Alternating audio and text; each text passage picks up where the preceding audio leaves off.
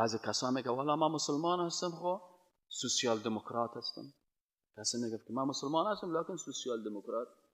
گفتم تو برای من تشریح کن که چی میگم این سوسیال دموکراته که ما بفهم که سوسیال دموکرات یعنی چی. هم مسلمان هستی هم سوسیال دموکرات؟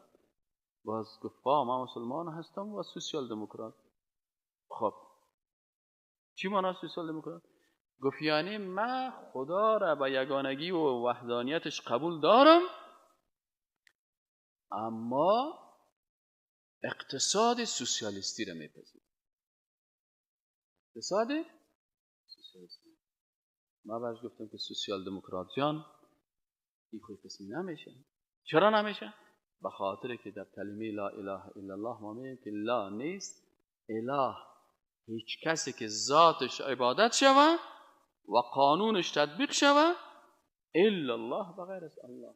خواه قانون اعتقادی باشه، خواه قانون عبادتی باشه، خواه قانون سیاسی باشه، خواه قانون اخلاقی باشه، خواه قانون اجتماعی باشه، اقتصادی و مالی، هیچ کسی شایسته تطبیق از این قانون نیست الا الله، بغیر از الله.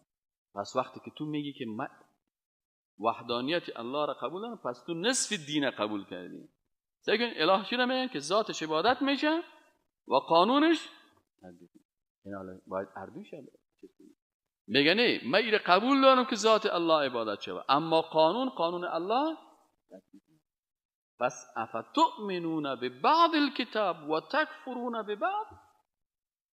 آیت قرآن میگه آیا شما به بعضی کتاب بعضی قرآن قبول دارین، نماز و روزه و حج و زکات قبول دارم ای از اسلام، و اقتصاد و سیاست و ایگپا از دموکراسی و از غیر مسلمان ها و از امریکا و از فرانسه و قانون فرانسه و قانون سوسیالیست و ترا، این چی میشه؟ افتؤمنون ببعض الکتاب و تکفرون ببعض. شما به بعضی از کتاب ایمان میارین به بعض دیگه. فما جزاء من یفعل ذلک منکم. پس جزای الله برای ما میگه که پس جزای کسی که این قسم اعتقاد داره چیز جزایش؟ الا خزی فی الحیات الدنیا، در دنیا تو بسیار ذلیل میشه.